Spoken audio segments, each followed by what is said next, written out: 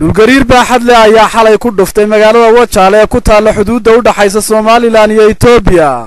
kaasi oo argagax geliyay dadweynaha ku dhaqan magaaladaasi Wajaale iyadoo guryaha iyo albeerkooyinka meheradaha ay dadku dibadda uga yaaceen markii ay ka yaameen dhulgariirka baaxadiisa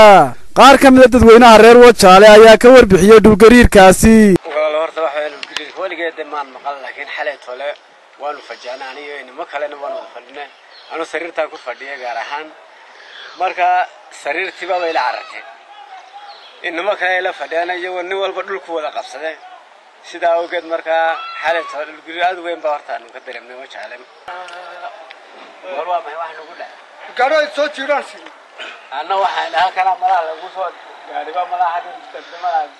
مرة واحد قالوا يقول لك صوت، أنا رسالة أردول كجرير. أقل هذا قاعد يكون ضعيف.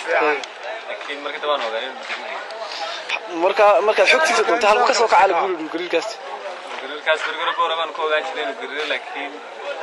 ما هنستنى شوفه مركز وقع عنه. الجرير كراء كوين كان ولي من سامره. نعم كيقول ريوتش. waxay digniin ilahay noo soo diray insha Allah waxaan ilahay soo daranta dhulgariirka waxaan u dareemay guriga dhexdeeda ayaan joogay bacdi qayb badan ayaa jingada oo dhigtay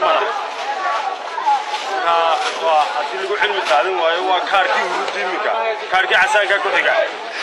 gudoomiyaha degmada Wajaale Xaashi Maxamuud Cabdi ayaa kormeer ku soo maray